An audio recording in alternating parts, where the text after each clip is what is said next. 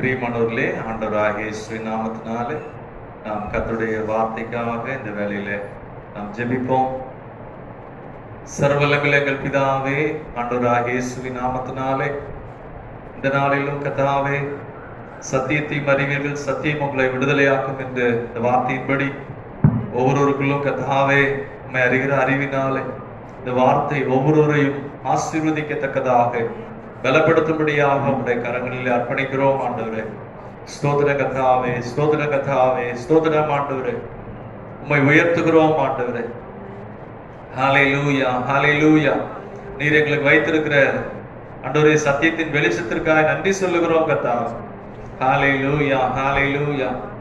ஓ லமா ஷிகர பௌதரபா ரியாமன ரக்குரபா உதரி யமசக்குலரபா உரபியாமக்குரா. ஆவியானவரே, துதிக்கிறோம் துதிக்கிறோம் துதிக்கிறோம்.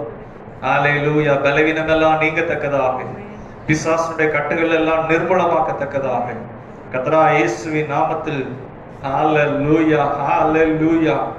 Jesus name Hora சிகே நிமெஹோரா. ஹல்லேலூயா, ஹல்லேலூயா.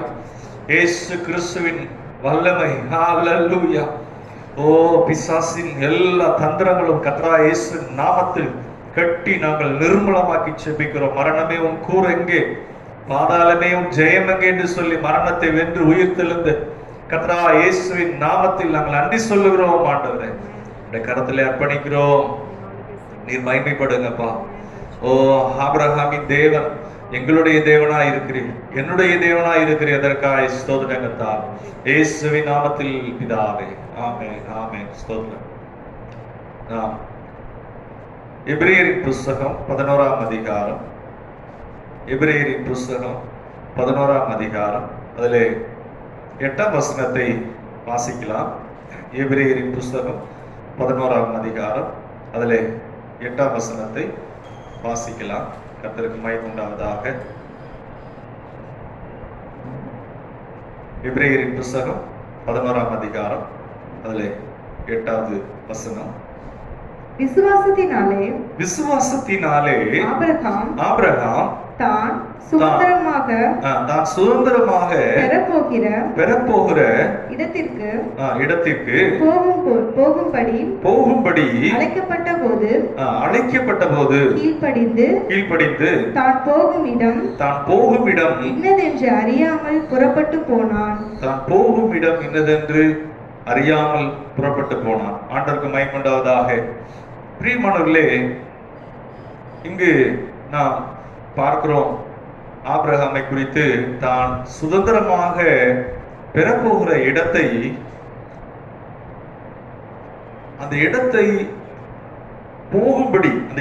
போகும்படி அழைக்கப்பட்ட போது, ஆண்டவர் பிரியமானவர்களே, இன்றைக்கு ஆண்டவர் இயேசு கிறிஸ்துவின் நாமத்தினாலே இந்த ரட்சிப்பு என்பது பாவத்தில் இருந்தும் சாபத்தில் இருந்தும் உங்களை என்னையும் ஆண்டவர் அதிலிருந்து நம்மை அழைத்து அவருடைய அந்த உன்னதமான அழைப்பு என்பது நாம் அதற்கு கீழ்ப்படிந்து கண்மலையிலிருந்து கர்த்தர் உங்களையும் என்னையும் அவர் வெட்டி எடுத்திருக்கிறார். பிரியமானவர்களே, அதான் இங்க ஆவியானவர் புதிய ஏற்பாட்டிலே அந்த எபிரேய நிருபத்தை எழுதின ஆசிரியர் இயேசுவை அறியாத எத்தனையோ தேவர்களை வணங்கி கொண்டிருந்த நம்மை, ஒருவேளை 4 தலைமுறைக்கு முன்பாக இருக்கலாம், அல்லது 2 தலைமுறைக்கு முன்பாக இருக்கலாம், கர்த்தர் உலக தோற்றத்துக்கு முன்னே அவர் நம்மை முன்குறித்து இங்கு நாம் வாசிக்கிறோம். தான் போகும் இடம் இன்னதென்று அறியாத அந்த சூழ்நிலையிலே ஆண்டவரை, மகிமையின் தேவனை தரிசித்து ஜீவனுள்ள தேவனை நம்பி, இன்றைக்கு நீங்களும் நானும் கூட ஆண்டவராகிய இயேசு கிறிஸ்து மூலமாக, பிரியமானவர்களே, ஆண்டவர் இயேசு கிறிஸ்துக்குள்ள அந்த ரட்சிப்புக்குள்ளாக தேவன் நம்மை அவர் தெரிந்து கொண்டு, கண்மலையிலிருந்து எப்படி ஆபிரகாமை வெட்டி ஒரு பாரம்பரியத்துல ஒரு விதமான கலாச்சாரத்துக்குள் இருந்த அதுல பிரிக்கவே முடியாதபடி இருந்த அந்த மனிதனை கர்த்தர் தெரிந்து கொண்டாரோ, தெரிந்து கொண்டது மாத்திரமல்ல, தெரிந்து கொண்ட உங்களை என்னையும் கர்த்தர் அப்படியே விட்டு விடுகிற தேவன் அல்ல. தெரிந்து கொண்டவங்களுக்குள்ளே அந்த தரிசனத்தை நிறைவேற்றுகிறதற்கு அவர் தொடர்ந்து அந்த ஆபிரகாமை நடத்துகிற தேவனாய் இருந்தார். இன்றைக்கு உங்களை என்னையும் கூட கர்த்தர் நமக்கு தரிசனமானது மாத்திரமல்ல, ஆண்டவராய் இயேசு கிறிஸ்து ஹல்லேலூயா அவரை அறிகிற அந்த பிரகாசத்தை நமக்கு கொடுத்தது மாத்திரமல்ல, தொடர்ந்து நம்மை நடத்தத்தக்கதாக அப்படிதான் கர்த்தர் நம்மை இந்த விசுவாச வாழ்க்கை பயணத்திலே நம்மை தெரிந்து கொண்டிருக்கிறார். ஆகவே இங்கே நாம் வாசிக்கிறோம் கீழ்ப்படிந்து என்று சொல்லி. எத்தனை பேர் நாம் ஆண்டவருக்கு கீழ்ப்படுகிறோம்? பிரியமானவர்களே, கர்த்தருடைய நாளிலே நாம் முதல்ல கர்த்தரை தேடுகிறோமா? கர்த்தரை கீழ்ப்படுகிறோமா? ரொம்ப முக்கியம். நாம் கீழ்ப்படுகிறதை பாருங்க, கர்த்தர் பார்க்கிறார், அதை கனம் பண்ணுவா. அடுத்ததாக இதை குறித்து நாம் பார்க்கிறோம். ஆதியாகமம் 11ஆம் அதிகாரத்திலே, ஆதியாகமம் 11ஆம் அதிகாரம், அதுல இந்த ஆபிரகாமை குறித்து கடந்த வாரங்களை கூட நாம் தியானித்தோம். பாருங்க, ஆதியாகமம் அதுல 11ஆம் அதிகாரம் இருள் என்று சொல்லலாம், இருளின் அத்தியாயம். 12ஆம் அதிகாரம் அங்கு ஒளி என்று சொல்லலாம். ஏனென்று சொன்னால், ஆதியாகமம் 11ஆம் அதிகாரத்திலே அவர்கள் 2ஆம் வசனத்திலே தாங்களே அவர்கள் தீர்மானிக்கிறார்கள். அங்கு பாபேல் கோபுரத்தை குறித்து அங்கு சொல்லப்பட்டிருக்கிறது. ஜனங்கள் 2ஆம் வசனம், கிழக்கே இருந்து பிரயாணம் பண்ணுகையில் சினையார் தேசத்திலே சமபூமியை கண்டு குடியிருந்தார்கள். 4ஆம் வசனத்திலே அவர்கள் என்ன செய்கிறார்கள் என்று சொன்னால், பின்னும் அவர்கள் நாம் பூமியின் மீதெங்கும் சிதறி போகாதபடிக்கு நமக்கு ஒரு நகரத்தையும் வானத்தை அளாவும் சிகரமுள்ள ஒரு கோபுரத்தையும் கட்டி நமக்கு பேர் உண்டாக பண்ணுவோம் வாருங்கள் என்று சொல்லிக் கொண்டார்கள். இங்கு பிரியமானவர்களே, மனிதன் தேவனை கனம் பண்ணாதபடி, தேவனை புறக்கணித்து விட்டு, என் கை பிரயாசம், என் கை பலம், எனக்கு நானே எல்லாவற்றையும் பார்த்து கொள்ளுவேன் என்கிற அங்கு தேவனுடைய ஆலோசனை இல்லை, தேவனுடைய நடத்துதல் இல்லை, தேவனுக்கு கீழ்ப்படுகிற காரியம் எதுவுமே இல்லை. பிரியமானவர்களே, யாருடைய வாழ்க்கையிலே தேவனுடைய நடத்துதல் இல்லையோ, தேவனுக்கு கீழ்ப்படுகிற அனுபவம் இல்லையோ, தேவனுடைய அந்த பாதையை பின்பற்றி செல்லுகிற அப்படி ஒரு விசுவாசம் இல்லையோ, அவருடைய முடிவு அது மிகவும் கொடூரமாக இருக்கும். பிரியமானவர்களே, இந்த 11ஆம் அதிகாரத்திலே பார்க்கிறோம், அவர்கள் தங்களுக்கு பேர் உண்டாக என்று சொல்லி. ஆனால் 12ஆம் அதிகாரத்திலே முதல் வசனத்திலே சொல்லப்பட்டிருக்கிறது, கர்த்தர் ஆபிரகாமை நோக்கி. இங்கு ஆபிரகாமை குறித்து நாம் பார்க்கிறோம், தேவன் கண்மலையிலிருந்து வெட்டி எடுத்தது மாத்திரமல்ல, யாரிடத்திலே கர்த்தர் பேசுகிறார் என்று சொன்னால், அவருக்கு காத்திருக்கிறவர்களிடத்திலே, அவரை நோக்கி பார்க்கிறவர்களிடத்திலே. இன்றைக்கு நீங்கள் அவரை நோக்கி பார்க்கிறீர்களா? அவரை தேடுகிறீர்களா? நீங்கள் ஆசீர்வதிக்கப்பட்டவர்கள். இம்மையிலும் மறுமையிலும் கர்த்தர் நம்மை ஆசீர்வதிப்பார். இங்கு ஆபிரகாமுக்கு கர்த்தர் என்ன செய்கிறார்? பேசுகிறார். கர்த்தர் ஆபிரகாமை நோக்கி. ஆனால் முதல் அதிகாரத்துல அவங்களா எல்லாவற்றையும் செய்யறாங்க. இன்றைக்கு உங்களுக்குரிய குழந்தை பாக்கிய காரியமானாலும் சரி, பிள்ளைகளுடைய எதிர்கால காரியமானாலும் சரி, அது மாத்திரமல்ல, திருமண காரியமானாலும் சரி, கையின் பிரயாசமானாலும் சரி, நீங்கள் கர்த்தரை எதிர்பார்க்கிறீங்களா? அவரை நோக்கி பார்க்கிறீங்களா? அவரிடத்திலிருந்து உங்களுக்கு ஒத்தாசை வரும். அதான் சொல்லப்பட்டிருக்கிறது, பூமிக்கு வானம் எப்படி உயர்ந்திருக்கிறதோ அப்படியே உங்கள் வழிகளை பார்க்கலும் அவருடைய வழிகள் உயர்ந்தவைகள், உங்களுடைய நினைவுகளை பார்க்கலும் அவருடைய நினைவுகள் உயர்ந்தவைகள் என்றால், கர்த்தர் அவரிடத்தில் அன்பு கூறுகிறவர்களுக்கு ஆச்சரியமானவைகளை ஆயத்தப்படுத்தி இருக்கிறார். உங்களுக்கும் எனக்கும் ஆபிரகாமுக்கு ஆயத்தப்படுத்தினது போல கர்த்தர் ஆச்சரியமானதை ஆயத்தப்படுத்தி இருக்கிறார். ஆனால் நாம் தரிசித்து அல்ல, அதில் நாம் விசுவாசித்து ஒவ்வொரு ஸ்டெப்பா கர்த்தர் நமக்கு அதை வெளிப்படுத்துகிறார். பிரியமானவர்களே, இங்கு ஆதியாகமம் இந்த 12ஆம் அதிகாரத்திலே அங்கு கர்த்தர் சொல்லுகிற காரியங்களை நாம் பார்க்கிறோம். என்னவென்று சொன்னால், அங்கு 7 ஆசீர்வாதத்தை அந்த 12ஆம் அதிகாரத்திலே முதல் வசனத்திலே சொல்றாரு. கர்த்தர் ஆபிரகாமை நோக்கி, நீ உன் தேசத்தையும் உன் இனத்தையும் உன் தகப்பனுடைய வீட்டையும் விட்டு புறப்பட்டு என்று சொன்னார். பாருங்க, அப்போ நாம் ஏற்கனவே இதை பார்த்தோம். புதிய ஏற்பாட்டுல கிறிஸ்தவ ஜீவிதத்திற்கு இது ஒப்பாக இருக்கிறது என்று சொன்னேன். அப்போ ஆண்டவர் நம்மள தேசத்தை விட்டு ஜனத்தை விட்டு என்று சொன்னால் சொந்தக்காரங்க எல்லாம் விட்டுறணும் அப்படின்னு அதை சொல்லல. தேசத்தை விட்டுன்னா நம்ம ஏதோ வேற தேசத்துக்கு உடனே எழுத்தின்படி நேரா பாலஸ்தீனா தேசத்துக்கு அங்க போகிறதுன்னு அர்த்தம் இல்ல. அதனுடைய அர்த்தம் என்னவென்று சொன்னால், பிரியமானவர்களே, கர்த்தர் வாக்கு பண்ணின ஆவிக்குரிய பிரகாரமாக அது கானானை குறிக்கிறது. பிரியமானவர்களே, ஆண்டவருடைய நாமம் மகிமைப்படுவதாக. இங்கு நாம் பார்க்கிறோம், கர்த்தர் என்ன பண்ணுகிறார், உன் தேசத்தையும் ஜனத்தையும் விட்டு, அதான் கடந்த வாரம் பார்த்தோம் புதிய ஏற்பாட்டிலே, பழையவைகளை எல்லாம் விட்டு, நம்முடைய கவனிக்கலாம், நம்முடைய வாழ்க்கையில இருக்கிற பழையவைகள் எல்லாம் விட்டு கர்த்தர் காண்பிக்கிற ஒரு இடத்திற்கு போகத்தக்கதாக அதைத்தான் இங்கு ஆவியானவர் எழுதி வைத்திருக்கிறார்.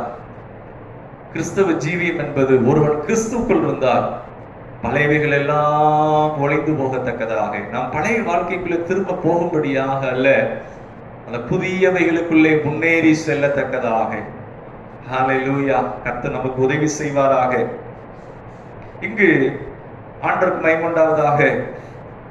பாருங்க, ஆபிரகாமை கர்த்தர் ஒரு திட்டம் பண்ணி அழைத்து தேவன் என்ன பண்ணுகிறார் என்று சொன்னால், கண்மலையிலிருந்து வெட்டி எடுத்தது மாத்திரமல்ல, தேவன் ஆசீர்வாதத்தை ஏற்கனவே ஆயத்தப்படுத்தி இருக்கிறார். எப்படி ஏதேன் தோட்டத்துல கர்த்தர் மனுஷனுக்காக எல்லாவற்றையும் உண்டாக்கி விட்டு கடைசி 6வது நாளிலே மனுஷனை உண்டாக்கினது போல, இந்த உலகம் உண்டாக்குறப்ப தேவன் ஒவ்வொரு நாளும் ஒவ்வொன்றையும் உண்டாக்குகிறார். ஆனா 6வது நாளிலே மனுஷனை உண்டாக்குகிறார்.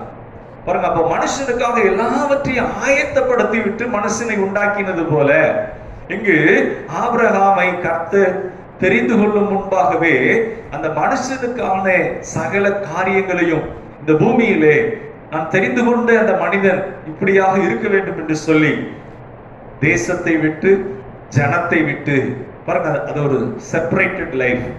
அது மாத்திரமல்ல, ஆண்டு சொல்றாரு, இவர்கள் நடுவில் இருந்து புறப்பட்டு பிரிந்து போய் என்று பார்த்தோம். ஆவிக்குரிய வாழ்க்கை என்பது அப்படிதான். பாவத்தை விட்டு, அசுத்தத்தை விட்டு, தேவனுக்கு விரோதமான பலவிதமான தேவர்களை வணங்குகிற காரியங்களை விட்டு கர்த்தர் நம்மை அழைத்தவைகளுக்குள்ளே நாம் பிரவேசித்திருக்கிறோம். பிரவேசித்தது மாத்திரமல்ல, இங்க கர்த்தர் சொல்றாரு, நான் உனக்கு காண்பிக்கும் தேசத்துக்கு போ. அந்த கானான் தேசம் என்று சொன்னால் எழுத்தின்படி பாலஸ்தீனா தேசம். இன்றைக்கு நான் பாலஸ்தீனா தேசத்துக்கு நம்ம எல்லாரும் போகணும்னு சொல்லல. ஏன்னா ஆபிரகாமின் ஆசீர்வாதம் அப்படின்னா அது எதை குறிக்கிறது என்று சொன்னால், ஆவிக்குரிய தேவன் நமக்கு வைத்திருக்கிற ஆசீர்வாதத்தை அது குறிக்கிறது. பிரியமானவர்களே, ஆண்டவருக்கு மகிமையுண்டாவதாக. தேவன் நமக்காக ஆயத்தப்படுத்தின அந்த காரியங்களை நாம் அங்கு பார்க்கிறோம். பாருங்க, அப்போ இந்த ஆசீர்வாதத்துல 2ஆம் வசனத்துல வாசிக்கலாம். ஆதியாகமம் 12ஆம் அதிகாரம் 2ஆம் வசனம். நான் உன்னை பெரிய ஜாதியாக்கி, பாருங்க, இது இங்கிலீஷ்ல எப்படி போட்டிருக்குன்னா, I will make you, I will அப்படிங்கிறார். ஐ வில், நான் உன்னை என்ன செய்வேன், உன்னை I will make you nation, ஒரு பெரிய ஜாதியாக்குவேன், பிக் நேஷன், பெரிய ஜாதியாக்குவேன் அப்படிங்கிறார். ஐ வில் மேக் யூ அப்படிங்கிறார். பிரியமானவர்களே, ஆண்டவருக்கு மகிமையுண்டாவதா. 2வதாக நாம் பார்க்கிறோம், ஆசீர்வதித்து, நான் உன்னை என்ன செய்வேன், ஆசீர்வதித்து, இங்கிலீஷ்ல போட்டிருக்கு ஐ வில் பிளஸ், நான் உன்னை ஆசீர்வதித்து. அடுத்து, உன் பேரை பெருமைப்படுத்துவேன். பாருங்க, உன் பேரை நான் பெருமைப்படுத்துவேன். இது நாம் ஒவ்வொரு காரியமாக பார்க்க போகிறோம். நீ ஆசீர்வாதமாய் இருப்பாய், உன்னை ஆசீர்வதிக்கிறவர்களை ஆசீர்வதிப்பேன், உன்னை சபிக்கிறவனை சபிப்பேன், பூமியில் உள்ள வம்சங்கள் எல்லாம் உனக்குள் ஆசீர்வதிக்கப்படும் என்றார். ஆண்டவருக்கு மகிமையுண்டாவதாக. இதுல முதல் காரியம் இங்க 7 ஆசீர்வாதம் சொல்லப்பட்டிருக்கிறது. பிரியமானவர்களே, கர்த்தர் இந்த வார்த்தையை சொல்லும் போது பாருங்க, ஆபிரகாமுக்கு 75, சாராளுக்கு வயசு 65. இதெல்லாம் நிறைவேறப்ப ஆபிரகாமுக்கு வயசு 100வது வயசுலதான் கர்த்தர் ஈசாக்கு கொடுக்கிறாரு. ஆனா இந்த பாதையில எப்படி ஆபிரகாம் கடந்து போகிறார் என்று சொன்னால், பாருங்க, பிள்ளையே இல்லாத போது, பிள்ளை என்பதற்குரிய எந்த விதமான சாதகமும் இல்லாத போது, வயதான நாளிலே சரீர பிரகாரமாக சாராளை குறித்து சொல்லப்பட்டிருக்கு. சாராள் அவளுடைய கற்பம் செத்த நிலையிலே என்று சொல்லப்பட்டிருக்கிறது. ஆபிரகாமை குறித்து சொல்லப்பட்டிருக்கு, முதிர் வயதான நிலையிலே, தோல்லாம் சுருங்கி போயிடுச்சு, வயதான மனிதனாக இருக்கிற. ஆனா கர்த்தர் சொன்னதை அவங்க விசுவாசித்தபடினாலே, பாருங்க, பிள்ளை இல்லாத போது ஒரு பிள்ளை கூட இல்லை, ஆனா கர்த்தர் சொல்றாரு, நான் உன்னை பெரிய ஜாதியாக்கி. அதை விசுவாசித்து அப்படியே நம்புற கர்த்தருக்கு மகிமை உண்டாவதாக. கர்த்தர் உண்மையுள்ளவர், கர்த்தர் நல்லவர், அவர் வாக்கு பண்ணினதிலே வாக்கு மாறாதவர். கடந்த வாரம் தியானித்தோம், ஆபிரகாமுக்கு தேவன் சிநேகிதன் மாத்திரமல்ல, உங்களுக்கு அவர் சிநேகிதனா இருக்கிறாரா? அவர் நல்லவரா பாக்குறீங்களா? அவர் உண்மையுள்ளவரா பாக்குறீங்களா? அவரை சர்வ வல்லவரா பாக்குறீங்களா? நீங்கள் ஆசீர்வதிக்கப்பட்டவர்கள். அவர் இம்மைக்கும் மறுமைக்கும் நமக்கு தேவனாக இருக்கிறார். பிரியமானவர்களே, ஆண்டவருக்கு மகிமை உண்டாவதாக. அப்ப இங்க நான் முதல் காரியம் பார்த்தோம், நான் உன்னை பெரிய ஜாதியாக்கி. இரண்டாவது, உன்னை ஆசீர்வதித்து. ஆதாம் நிமித்தம் மனுக்குலம் முழுவதும் சபிக்கப்பட்டு போனது. ஆனா கர்த்தர் சொல்றாரு, ஐ வில் பிளஸ், நான் உன்னை ஆசீர்வதித்து. யோசித்து பாருங்க, நம்ம எவ்வளவு பிரயாசப்படலாம், ராத்திரி பகலுமா கூட பாடுபடலாம், ஆனா அதுல ஆசீர்வாதம் இல்லை என்று சொன்னால் இது எப்படி இருக்கும்? அந்த வாழ்க்கை வெறுமையான ஒரு வாழ்க்கை. வீடு இருக்கலாம், ஆஸ்தி இருக்கலாம், ஆனா அதுல நிம்மதி இல்லை என்று சொன்னா பாருங்க, அதுதான் சொல்லப்பட்டிருக்கிறது. இயேசு கிறிஸ்து புதிய ஏற்பாட்டிலே அந்த இயேசு கிறிஸ்துவின் மூலமாய் வருகிற ரட்சிப்புக்கு ஒப்பாக இருக்கிறது. அதுதான் கலாத்தியர் 3:13-14 சொல்லப்பட்டிருக்கிறது. ஆபிரகாமின் ஆசீர்வாதத்துக்குள் பிரவேசிக்கிறோம். ஆபிரகாமின் ஆசீர்வாதம் என்று சொன்னால் அது ஏதோ பழைய ஏற்பாட்டுக்குரியது அல்ல. நிறைய பேர் சொல்லுவாங்க அது பழைய ஏற்பாட்டுக்குரியது என்று சொல்லி. இல்ல பிரியமானவர்களே, இயேசு கிறிஸ்து மூலமாக அது நமக்கு உண்டாகத்தக்கதாக தேவன் அவர் திட்டம் பண்ணி அழைத்திருக்கிறார். இங்க நாம் பார்க்கிறோம், உன்னை ஆசீர்வதித்து. ஆதாம் ஏவாளுக்கு கொடுக்கப்பட்ட ஒரு காரியம் என்னன்னா, உன் நிமித்தம் பூமி சபிக்கப்பட்டிருக்கும். நீ பூமியில் உள்ள நாளளவும் வருத்தத்தோட நீ வேர்வை சிந்துவ, வருத்தத்தோட அதன் பலனை புசிப்பாயின்னு.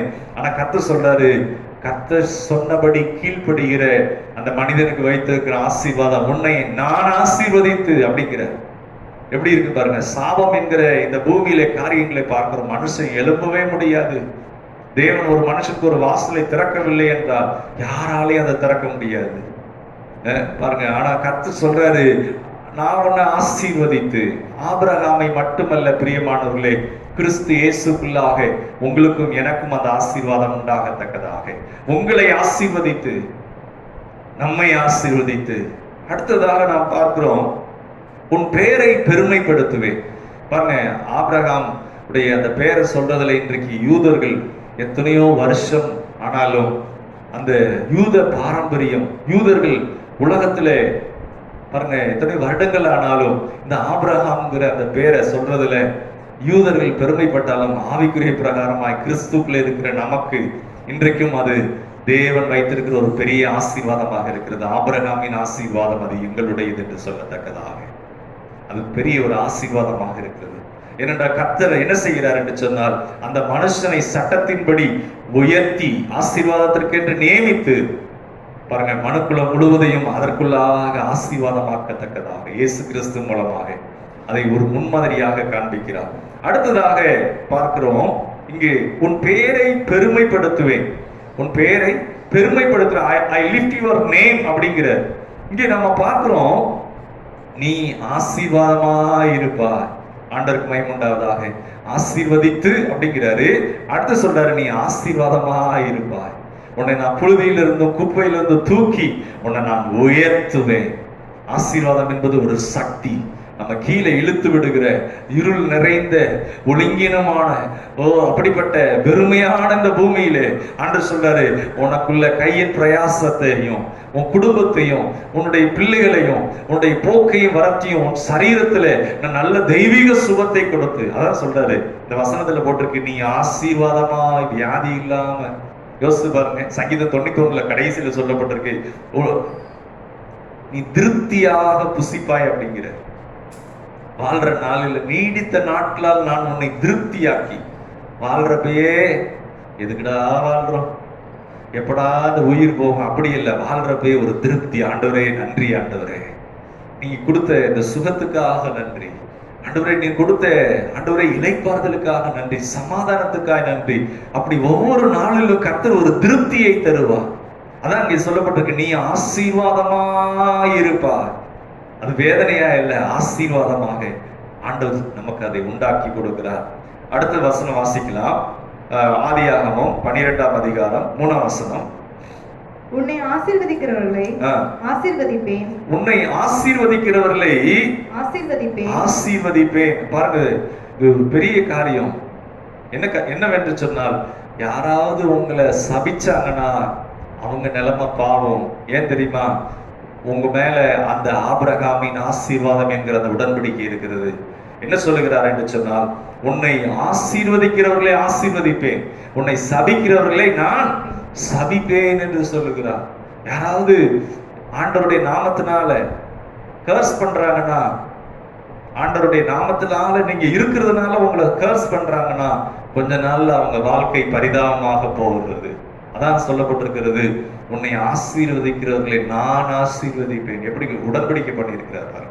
இன்னொரு வார்த்தை சொல்றார், உன்னை சபிக்கிறவனை சபிப்பேன் என்று சொல்லுகிறார். அநேகருக்கு இது தெரிகிறது இல்லை. பிரியமானவர்களே, ஆண்டவருடைய நாமம் மகிமைப்படுவதாக. எழுத்தின்படி பார்ப்போமானால், யூத சாம்ராஜ்யம், அந்த சாம்ராஜ்யத்திலே முதல்ல பாருங்க இந்த ஹிட்லருடைய காலத்துல இந்த ஜெர்மானியர்கள் வந்து அவங்க எப்படி இருந்தாங்கன்னா, கல்வியில் அந்த யூரோப்பியன் கண்ட்ரீஸ்லேயே லிட்டரரி எழுத்துல அதிகமா தேர்ச்சி பெற்ற நாடாக இருந்தது. ஆனால் யூதர்களை கொடூரமாக கொலை செய்தார்கள். கூட்டம் கொத்து கொத்தாக கொலை செய்தார்கள். கொஞ்ச நாட்களுக்கு பிற்பாடு அந்த சாம்ராஜ்யத்தின் நிலைமை அப்படியே மாறிவிட்டது. அதே போல நாம் பார்க்கிறோம், ரோம சாம்ராஜ்யம் ஆதி திருச்சபையில அநேக கிறிஸ்தவர்களை துன்பப்படுத்தினார்கள், கொலை செய்தார்கள். இந்த ரோம சாம்ராஜ்யம் என்பது ரொம்ப பிரபலமான ஒன்று. அது எதை குறிக்கிறது என்று சொன்னால், இந்த ரோம சாம்ராஜ்யம் இன்றைக்கும் அந்த காலத்தில் போடப்பட்ட ரோடு இருக்கு, அவங்களுடைய கவர்னர்ஷிப் அது ரொம்ப அற்புதமான ஒன்றாக இருக்குமா. அவங்களுடைய அந்த லீடர்ஷிப் ரொம்ப அற்புதமா இருக்குமா. அவங்க என்ன பண்ணாங்கன்னா, யூதர்களை அதிகமாக அந்த ஆதி திருச்சபை அதுல பாருங்க என்ன பண்ணாங்கன்னா, கொலை செய்தார்கள், தீயிலே போட்டார்கள். அதனுடைய முடிவு அந்த சாம்ராஜ்யமே இல்லாமல் போய்விட்டு, ரோம சாம்ராஜ்யங்கிறதே இல்லாமல் போயிடுச்சு. அவ்வளவு உலகத்திலே அவ்வளவு பிரபலமான சாம்ராஜ்யம். ஏனென்று சொன்னால், ஆண்டவர் அன்றைக்கு சொன்ன ஒரு வார்த்தை, உன்னை சபிக்கிறவனை நான் சபிப்பேன். அது மாத்திரமல்ல, ஸ்பெயின், போலந்து இந்த நாடுகள் எல்லாம் அவங்க எல்லாம் ரொம்ப பிரபலமா வர வேண்டியது, அதெல்லாம் இல்லாமல் போயிடுச்சு. பிரிட்டிஷ் அரசாங்கம் கூட ஒரு சூழ்நிலையில இந்த இஸ்ரேல் நாட்டுக்கு உதவி செய்யாததுனாலே அந்த சாம்ராஜ்யத்தினுடைய நிலைமை கூட மாறினது என்று சொல்லப்பட்டது. என்று சொன்னால், தேவன் அவர் சொன்ன காரியங்களிலே அந்த வார்த்தை சொல்லப்பட்டிருக்கிறது, உன்னை ஆசீர்வதிக்கிறவனை நான் ஆசீர்வதிப்பேன். பாருங்க, அது எழுத்தின்படி இயேசு கிறிஸ்துக்குள்ளா இருக்கிற நீங்களும் நானும் ஆபிரகாமின் சந்ததியா இருக்கிறோம். நீங்களும் நானும் அந்த ஆசீர்வாதத்தின் உடன்படிக்கைக்குள்ளே இருக்கிறோம். ஆகவே யாராவது உங்களை சபிப்பார்கள், ஆனால் அவங்க நிலைமை பரிதாபம், கண்ணுக்கு தெரியாம இருக்கலாம். கொஞ்ச நாளில் அவங்க நிலைமை மிகவும் மோசமாகிவிடும். ஏனென்றால் நீங்கள் கிறிஸ்துக்குள் இருக்கிறீர்கள். கிறிஸ்துவின் இரத்தத்தினாலே ஆபிரகாமின் உடன்படிக்கை உங்கள் மேலே இருக்கிறது. ஆண்டவருக்கு மகிமை உண்டாவதாக. அடுத்ததாக நாம் இங்கே நாம் பார்க்கலாம், ஆண்டவருக்கு மகிமை உண்டாக நாம் பார்ப்போம். பாருங்க, ஸ்தோத்திரம். யாத்திராகமம் 1ஆம் அதிகாரம்.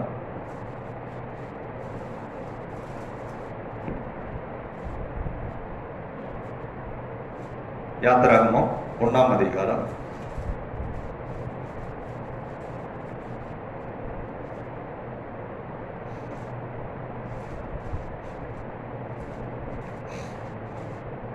யாத்திராகமம் 1ஆம் அதிகாரம்.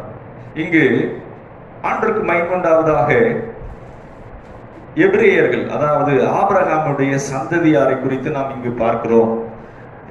யாத்திராகமம் 1ஆம் அதிகாரம், அதிலே நாம் சில வசனங்களை வாசிக்கலாம். கர்த்தர் நல்லவர், ஸ்தோத்திரம். 12ஆம் வசனம் வாசிக்கலாம். யாத்திராகமம் 1:12. ஆனாலும் இந்த ஆபிரகாமின் சந்ததியாகிய அந்த எபிரேயர்களை அவர்களை எவ்வளவு ஒடுக்கினார்களோ அவ்வளவாய் அவர்கள் பெருகினார்கள். ஆகையால் அவர்கள் இஸ்ரவேல் புத்திரரை குறித்து எரிச்சல் அடைந்தார்கள். பிரியமானவர்களே, இயேசு கிறிஸ்துக்குள்ளா இருக்கிற உங்களை ஒருவேளை யாராவது ஒடுக்குவார்களானா, தேவனுடைய வாக்கு தத்தம் சொல்லுகிறது, ஆபிரகாமின் சந்ததியாரை அன்றை ஒடுக்கினார்கள், ஆனா கர்த்தர் அவர்களை பெருக பண்ணினார். ஏனென்று சொன்னால் கர்த்தர் சொல்லி இருக்கிறாரு, உன்னை ஆசீர்வதிக்கவே ஆசீர்வதித்து என்று சொல்லி. யார் ஒடுக்குனாலும் உங்க மேல தேவன் வச்சிருக்கிற ஆசீர்வாதத்தை யாரும் தடை பண்ண முடியாது. பாருங்க, அங்க என்ன நடக்குது என்று சொன்னால், இந்த மருத்துவச்சிகளுக்கு அந்த எகிப்தின் ராஜா சொல்றாப்புல, பார்வோன் சொல்றாப்புல, எபிரேயர்களுடைய ஆண்களை எல்லாம் கொலை செய்து விடு, பெண் பிள்ளைகளை மட்டும் நீ என்ன செய்ய, மருத்துவச்சி என்று சொன்னால் தாதிமார்கள், நர்சஸ், இன்னைக்கு டாக்டர் மாதிரி, அவங்க என்ன செஞ்சிரு, ஆண் பிள்ளைகளை எல்லாம் கொலை செய்து விடு என்று சொல்றாங்க. யோசித்து பாருங்க, எத்தனை ஆண் பிள்ளைகள் கொலை செய்யப்பட்டிருப்பார்கள், ஒடுக்கப்பட்டிருப்பார்கள், தாய்மார்கள் கண்ணீரோடு அழுதிருப்பாங்க. ஆனா மருத்துவச்சிகள் என்ன பண்றாங்கன்னா, அவர்கள் தேவனுக்கு பயந்து என்ன பண்றாங்கன்னா, அவர்கள் அந்த பிரசவம் பார்க்கிற வேளையிலே அந்த பிள்ளைகளை உயிரோடு விட்டு விட்டார்கள். அவங்க ராஜா கேட்கிறாரு, நீ என்ன ஆண் பிள்ளைகளை உயிரோடு விட்டு விடுகிறது என்ன அப்படின்னு. அப்ப மருத்துவச்சி சொல்றாங்க, ராஜா, நாங்கள் அந்த வைத்தியம் பார்க்க போகிறதுக்கு முன்னாடியே இந்த எபிரேய ஸ்திரீகள் எப்படி இருக்கிறாங்கன்னா, நல்ல பலம் உள்ளவர்களாக இருக்கிறாங்க, ஆரோக்கியம் உள்ளவங்களா இருக்கிறாங்க. அதனால நாங்க அதுக்கு போறதுக்கு முன்னாடியே அவங்க பிள்ளைகளை பெற்று எடுத்துடுறாங்க. பிரியமானவர்களே, இந்த வசனத்தை நாம் வாசிக்கலாம். ஆண்டவருக்கு மகிமையுண்டாவதாக. 17ஆம் வசனம், ஆதியாகமம் 1ஆம் அதிகாரம் 17ஆம் வசனம். மருத்துவச்சிகளோ தேவனுக்கு பயந்ததினால் எகிப்தின் ராஜா தங்களுக்கு இட்ட கட்டளைப்படி செய்யாமல் ஆண் பிள்ளைகளையும் உயிரோடே காப்பாற்றினார்கள். 18ஆம் வசனம் வாசிக்கலாம். ஆதியாகமம், இது யாத்திராகமம் 1:18. அதனால் எகிப்தின் ராஜா, பாருங்க, அதனால் எகிப்தின் ராஜா மருத்துவச்சிகளை அழைத்து, நீங்கள் ஆண் பிள்ளைகளை உயிரோடே காப்பாற்றுகிற காரியம் என்ன என்று கேட்டான். பாருங்க, அப்ப அவங்க எடுத்து சொல்றாங்க, அந்த எபிரேய பெண்கள் எப்படி இருக்கிறாங்கன்னா, பலம் உள்ளவர்களாக இருக்கிறாங்க அப்படின்னு சொல்றாங்க. நாங்க போகிறதுக்கு முன்னாடியே அவங்க பிரசவிச்சிடுறாங்க அப்படின்னு. 20ஆம் வசனம் வாசிக்கலாம். அதற்கு 20ஆம் வசனம், இதன் நிமித்தம் தேவன் மருத்துவச்சிகளுக்கு நன்மை செய்தார். பாருங்க, ஜனங்கள் பெருகி மிகுதியும் பலத்து போனார்கள். பாருங்க எப்படி பெருகுறாங்க, யோசித்து பாருங்க. அங்க சரியான அவங்களுக்கு சம்பளம் இல்லை, சரியான அவங்களுக்குரிய சகல காரியங்களும் கிடைக்கல. ஆனா தேவனுடைய வாக்குத்தத்தம், தேவனுடைய அந்த வார்த்தை, இன்றைக்கு உங்களை யாராவது ஒடுக்குகிறாங்களா? பயப்படாதீங்க. அன்றைக்கு பிரியமானவர்களே, இந்த மருத்துவச்சி என்ன பண்ணாங்களா, தேவனுக்கு பயந்தாங்களாம். அவங்கள கொல்றதுக்கு தீர்மானம் பண்ணி ராஜா தீர்மானம் பண்றான், ஆண் பிள்ளைகளை எல்லாம் கொலை செய்யலாம்னு. ஆனா கர்த்தர் பாதுகாக்கிறார். இன்றைக்கும் ஏற்கனவே அங்க மருத்துவச்சிகளை ஆயத்தப்படுத்தினது போல, இன்றைக்கும் உங்களுக்கு விரோதமா இருக்கிற எல்லா தீமைகளின் மத்தியிலும் கர்த்தர் உங்களை பாதுகாப்பார். ஏனென்றால் நீங்கள் ஆபிரகாமின் சந்ததியா இருக்கிறீர்கள். அடுத்ததாக இங்க பார்க்கிறோம் அதிகாரத்துல 21ஆம் வசனம், மருத்துவச்சிகள் தேவனுக்கு பயந்ததினால், நீங்க ஆண்டவருக்கு பயப்படுறீங்களா? தேவனுக்கு பயந்ததினால் அவருடைய குடும்பங்கள் தலைக்கும்படி செய்தார். ஆண்டவருக்கு மகிமையுண்டாகட்டும். அங்கு தேசத்துல பாக்குறப்ப இந்த மருத்துவச்சிகளுடைய குடும்பம் தலை தோங்குகிறது. ஏன் தெரியுமா? ஆபிரகாமின் ஆசீர்வாதம். அந்த மருத்துவச்சிகள் அவங்க ஏதோ தேவர்களை வணங்கி இருக்கலாம், அவங்களுடைய கலாச்சாரம் வேற மாதிரி இருக்கலாம், ஆனா இவர்களுக்கு தயவு பண்ணினபடியினாலே, ஆபிரகாமின் சந்ததிக்கு இவர்கள் ஆசீர்வாதத்தை கொடுத்தபடியினாலே கர்த்தர் அவர்களை மறக்கல. கர்த்தர் திரும்ப என்ன செய்யறாரு, அந்த மருத்துவச்சிகளை ஆசீர்வதிக்கிறாரு. எவ்வளவு நல்ல தேவன். பிரியமானவர்களே, இன்றைக்கு உங்களுக்கு யார் தயை பண்றாங்களோ, யார் இரக்கம் காண்பிக்கிறார்களோ, அவர்களும் ஆசீர்வதிக்கப்பட்டவர்கள். கர்த்தர் நல்லவர். பிரியமானவர்களே, ஆண்டவருக்கு மகிமையுண்டாவதாக. ஸ்தோத்திரம். இன்னொரு வசனத்தை நாம் வாசிக்கலாம். ஆதியாகமம் அதிலே ஸ்தோத்திரம் 13ஆம் அதிகாரம். ஆதியாகமம் 13ஆம் அதிகாரம் 1ஆம் வசனம்.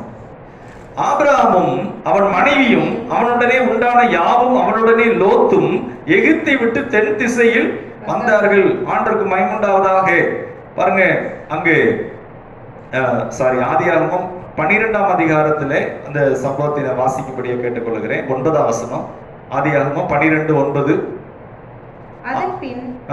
அதன் பின் ஆபிரகாம் புறப்பட்டு தெற்கே பிரயாணம் பண்ணி கொண்டு போனான். அத்தேசத்திலே பஞ்சம். பாருங்க, எல்லாரும் பஞ்சத்துக்காக எகிப்துக்கு போறாங்க. ஆபிரகாம் என்ன செய்யறாரு? எகிப்திலே தங்கும்படி அவ்விடத்துக்கு போனான். போன போது அங்க என்ன நடக்குதுன்னு சொன்னால், பாருங்க, எகிப்துக்கு சமீபமாய் வந்த போது தன் மனைவி சாராயை பார்த்து, பாருங்க அங்க என்ன சொல்லிட்டாங்க, சாரால பார்த்து என் சகோதரி அப்படின்ட்டான். ஏன் அப்படின்னா, என் மனைவின்னு சொன்னா ஆபிரகாமை கொலை செய்து சாரால் அழகுள்ள பெண்ணா இருக்கிறான்னு சொல்லி அவங்க என்ன செய்வாங்க, அபகரித்துக் கொள்வாங்கன்னு சொல்லி அங்கு ஆபிரகாம் அந்த வார்த்தையை சொல்றாப்புல. பாருங்க, இப்ப மச்சானுக்கு சீதனம் கொடுக்கணும்னு சொல்லி ஒட்டகம், ஆடு, மாடு, நிறைய பொருட்கள் எல்லாம் ஆபிரகாமுக்கு கொடுத்துடுறாங்க. ஆனா அன்று ராத்திரியிலே அந்த எகிப்தின் ராஜாவுக்கு கர்த்தர் பார்வோனுக்கு பேசுகிறார். இவள் வேறொருவனுடைய மனைவி, இவள் மேல நீ கை போட்டேன்னா நீ உயிரோட இருக்க மாட்டேன் என்று கர்த்தர் எச்சரிக்கிறார். காலையில எழுந்து பதறிக்கிட்டு ஐயோ அப்படின்னு சொல்லி, நீ ஏன் இப்படி போய் சொன்ன அப்படின்னு, இல்ல இங்க தேவ பயம் இல்லை என்று சொல்லி நான் அப்படி சொன்னேன் என்று சொல்லுகிறார். பாருங்க, ஒரே ராத்திரியிலே. அப்போ ஆபிரகாம் சொல்றாப்ல, நீங்க கொடுத்த பொருளெல்லாம் வாங்கிக்கோங்க அப்படின்னு. இல்ல உன்ட அது கொடுத்ததாவே இருக்கட்டும், நீ எப்படியாவது உன் மனைவியை கூட்டிட்டு இங்க இருந்து என்ன செய்யி புறப்பட்டு போ. பாருங்க, ஒரே நாள் ராத்திரியிலே அக்கிரமக்காரனிடத்தில் இருக்கிறதை எல்லாம் கர்த்தர் பண்டமாற்று பண்ணி விடுகிறார். அக்கிரமக்காரனுடைய ஆஸ்தி நீதிமானுக்காக சேர்த்து வைக்கப்படுகிறது. பாருங்க, அப்போ அங்க அந்த பார்வோன் என்ன சொல்றாப்புலன்னா, நீ அந்த பொருட்களையும் கொண்டுட்டு போ அப்படின்னு சொல்றாப்புல. பிரியமானவர்களே, நாட்கள் கடந்தது. ஆபிரகாமை என்ன செய்தாப்புல இந்த பார்வோன், நீ அதை கொண்டுட்டு போ, நீ ஆசீர்வாதமா இரு, அந்த பொருள் எனக்கு வேணாம் அப்படின்ட்டாப்புல. ஒரு சில தலைமுறைகள் வந்தது. யோசேப்பின் நாட்களிலே உலகமெங்கும் பஞ்சம் இருக்கிறது. அன்றைக்கு எகிப்து மட்டும் ஆசீர்வதிக்கப்பட்டது. காரணம் என்னவென்று தெரியுமா? அன்றைக்கு ஆபிரகாமுக்கு தயவு பண்ணினபடியினாலே கர்த்தர் அதை பார்த்து கொண்டே இருந்தார். இந்த தேசத்தில் இருக்கிற ராஜா ஒரு நாள் என்னுடைய சிநேகிதனாகிய ஆபிரகாமுக்கு தயவு பண்ணினான். ஆகவே என்று சொல்லி யோசேப்பினுடைய நாட்களிலே உலகமெங்கும் பஞ்சம், ஆனா எகிப்தில் மட்டும் அங்கு செல்வ செழிப்பாய் காணப்பட்டது. ஏனென்று சொன்னால் அங்கு ஆபிரகாமுக்கு தயவு செய்தபடினாலே கர்த்தர் மறவாமல் தயவு பண்ணினார். பிரியமானவர்களே, உங்களுக்கு யார் தயவு பண்ணுகிறார்களோ அவர்களுக்கு கர்த்தர் தயவு பண்ணுவார். கர்த்தருடைய நாமம் மகிமைப்படுவதாக. கர்த்தருக்கு ஸ்தோத்திரம். அடுத்ததாக இன்னொரு வசனத்தை நாம் வாசிக்கலாம். ஆண்டவருக்கு மகிமையுண்டாவதாக. நாம் ஏற்கனவே பார்த்தோம், யாத்திராகமம் 1ஆம் அதிகாரம் 16ஆம் வசனத்திலே பார்த்தோம், மருத்துவச்சிகளை கர்த்தர் தலை தோங்க செய்தார் என்று சொல்லி. பிரியமானவர்களே, அடுத்ததாக நாம் பார்க்கிறோம், ஆண்டவருக்கு மகிமையுண்டாவதாக, நான் ஊழியத்திற்கு போகிற நாட்களிலே நான் எண்ணி பார்க்கிறேன். இங்கு இந்த திண்டுக்கல் பட்டணத்துக்கு வரும்போது கூட அந்த பைபிள் ஸ்கூல்ல படிக்கிற நாட்கள் எல்லாம் எனக்கு எந்த விதமான உதவி கிடைத்தது என்று சொன்னால், கர்த்தருடைய பிள்ளைகள் தான் அந்த இடத்துல படிக்கிறதுக்கு உதவி செய்தாங்க. அடுத்து ஊழியம்னு போகும்போது முற்றிலும் வித்தியாசமான ஒன்று. ஆனா கர்த்தர் சொன்னார், நான் உன் கூட இருந்து உன்னை ஆசீர்வதிப்பேன், உன்னை முத்திர மோதிரமா வைப்பேன் வாக்கு பண்ணாரு. அந்த பாதையில இங்க வந்த போது எப்படி இருந்தது என்று சொன்னால், சாப்பாட்டுக்கு வித்தியாசமா இருக்கும். ஏன்னா இது அரசாங்கத்துல சம்பளம் வாங்கி செய்யற வேலை கிடையாது, விசுவாசத்துல செய்கிற வேலை. ஒவ்வொரு நேரம் சாப்பாடு கர்த்தர் கொடுத்தாதான் சாப்பிட முடியும். ஆனால் எனக்கு மேல இருந்து நடத்தின பரிசுத்தவான்கள், தேவனுடைய ஊழியர்கள், அவங்க சொல்லி கொடுத்தாங்க, கர்த்தர் உன்னை அழைத்திருப்பார், ஆனால் அவர் உன்னை போஷிப்பார். நான் இருந்த வீட்டுல ஒவ்வொரு வாரம் ஞாயிற்றுக்கிழமை அவங்க விசேஷமான சாப்பாடு செய்வாங்க. அவங்க ஒரு சர்ச்சுக்கு போறவங்க. ஆனா யாரோ சொன்னாங்களா, உங்க வீட்லயே ஒரு உடன்படிக்கை பெட்டி இருக்கு, அப்போ பேச்சுலரா இருந்தனா இந்த ஊழியரை நீங்க கனம் பண்ணாவே உங்க வீடு ஆசீர்வாதமா இருக்கும். அவங்க அந்த கிரேவி சாப்பாடெல்லாம் செய்வாங்க. நான் ஃபாஸ்டிங் முடிச்சுட்டு ப்ரேயர் முடிச்சுட்டு ரொம்ப டயர்டா இருக்கும், நைட்லாம் ஜெபம் பண்ணியிருப்பேன். அந்த காலையில அங்கே ஒரு 10 பேர் வருவாங்க, 10 பேருக்கு ப்ரேயர் முடிச்சுட்டு அங்க ஆண்டவரே சாப்பிட்றதுக்கு வேலை செய்ய எனக்கு பலன் வேணுமே அப்படின்னு இருப்பேன். கதவை தட்டுவாங்க. நான் ஒரு நாளும் அவங்ககிட்ட ஆகாரம் கொடுங்கன்னு சொன்னதில்லை. கதவை திறந்த உடனே நானா சாதம் மட்டும் வச்சிருவேன். அவங்க செய்ததுல அந்த கிரேவியோடு அந்த உணவை கொண்டு வந்திருப்பாங்க. என்னன்னு கேட்டோன்னே, இல்லை இல்லை வீட்டில் அம்மா கொடுத்து விட சொன்னாங்கன்னு சொல்லி கொடுத்துருப்பாங்க. நான் வீட்டுக்குள்ள நினைச்சு அழுவேன், ஆண்டவரே உம்மை நம்பி வந்தேன், ஒரு நாளும் என்னை வெட்கப்படுத்தலப்பா, கர்த்தரை துதித்து இருக்கிறேன்.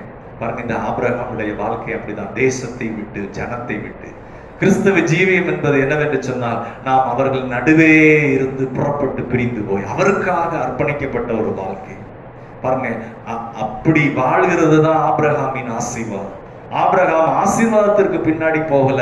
இந்த ஆசீர்வாதத்தை வாக்கு பண்ணின தேவன் நல்லவர், தேவன் உண்மையுள்ளவர், தேவன் பெரியவர், அவர் சர்வ வல்லவர், அவர் ஒரு நாளும் பொய் சொல்லாத தேவன், உங்களையும் அழைத்த தேவன் உண்மையுள்ளவர்.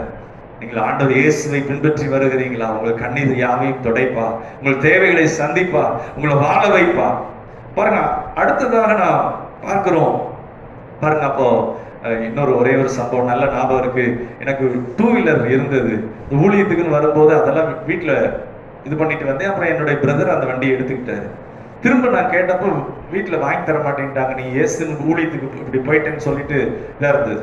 ஆனா ஒரு பிரதர் என்ன பண்ணாங்க, அவர் வீட்டுல வச்சிருக்கிற முதல்ல ஒருத்தர் சைக்கிள் கொடுத்தாரு, அடுத்து ஒருத்தர் என்ன பண்ணாருன்னா 2 வீலர் கொடுத்தாரு. கர்த்தர் அப்படிதான் நடத்தினாரு.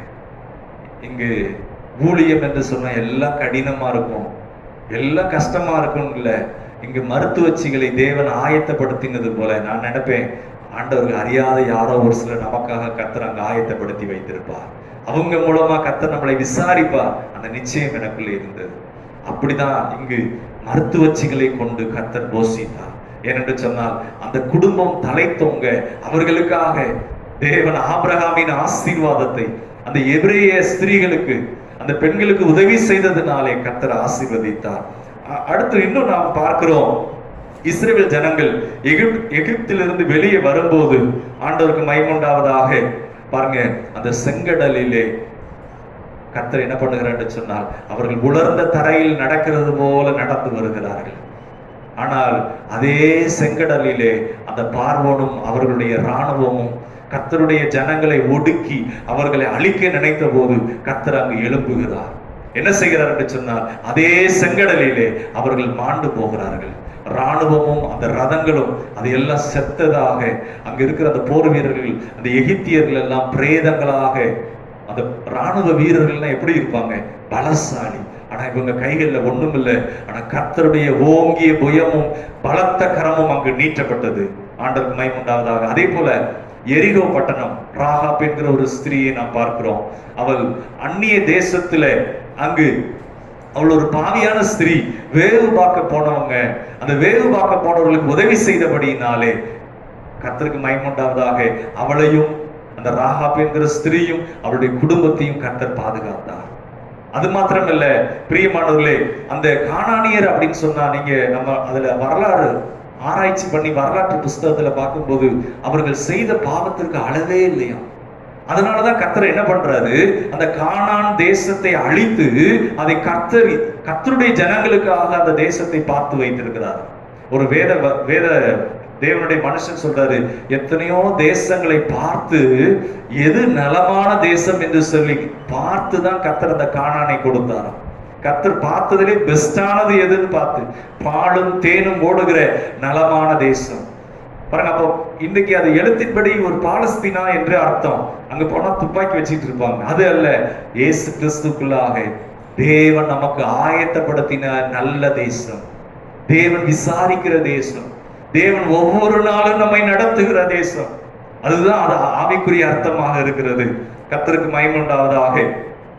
ஆகவே பிரியமானவர்களே, அந்த கானானியர்களை கர்த்தர் என்ன பண்ணார்னா அழிப்பதற்கு கர்த்தர் கூட இருந்து யுத்தம் பண்ணார். எல்லாம் பிளான் கொடுக்கிறார். எப்படி இந்த மதில், எரிகோ மதில் பெருசா இருக்கு, அதுல அந்த மதில்ல ரதம் போகும் அப்படிங்கிறாங்க, அந்த அவ்வளவு பெரியது. ஆனா கர்த்தர் கூட இருந்து பிளான் கொடுக்கிறார், எப்படி இதை மேற்கொள்ள வேண்டும் என்று சொல்லி. இன்றைக்கு உங்களுக்கு விரோதமாக ஒரு சில காரியங்கள் இருக்கலாம், சூழ்நிலைகள் இருக்கலாம். கர்த்தர் உங்களுக்கு ஆலோசனை தருவார். கர்த்தர் நித்தமும் உங்களை நடத்துவார். உங்களை அழைத்தது மாத்திரமல்ல, நித்தமும் உங்களை நடத்துவார். அந்த மதில் என்ன செய்ததுன்னா விழுந்தது. இவங்க ஒண்ணுமே செய்யல, கர்த்தர் சொன்னபடி செய்தாங்க. அந்த மதில் விழுந்தது. இன்றைக்கு உங்களுக்கு முன்னாடி இருக்கிற மதிலை கர்த்தர் அவரே விழச் செய்வார். அவருடைய கரம் அங்கு நீட்டப்படும். மற்றவங்களுக்கு இது ஆச்சரியமா இருக்கும், எப்படி இவ்வளவு பெருசா கடந்து வந்தாங்கன்னு. கர்த்தர் அவர்களோடு கூட இருந்தார். ஆபிரகாமின் சந்ததி. ஆண்டவருக்கு மகிமையுண்டாவதாக. அடுத்ததாக நாம் பார்க்கலாம், இன்றைக்கு அநேக கிறிஸ்தவ திருமணங்கள்ல என்ன சொல்லுவாங்கன்னா, பாட்டு பாடுவாங்க. ஆபிரகாமின் ஆசீர்வாதம், மனவாழ்வு, புவி வாழ்வு, நிறைய திருமண பாட்டுல இந்த ஆபிரகாமின் ஆசீர்வாதம் வரும். ஆனா பிரசங்கன் போறப்ப உங்களுக்கு ஒண்ணுமே கிடையாது.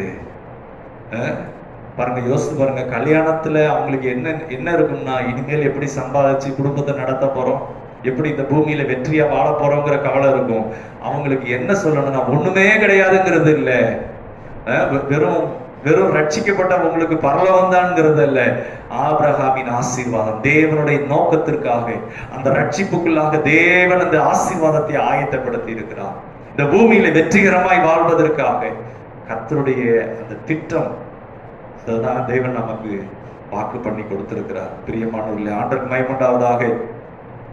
பாருங்க, அப்போ ஆண்டவர் சொல்றாரு, இந்த கானான் எப்படிப்பட்டது என்று சொல்றாருன்னா,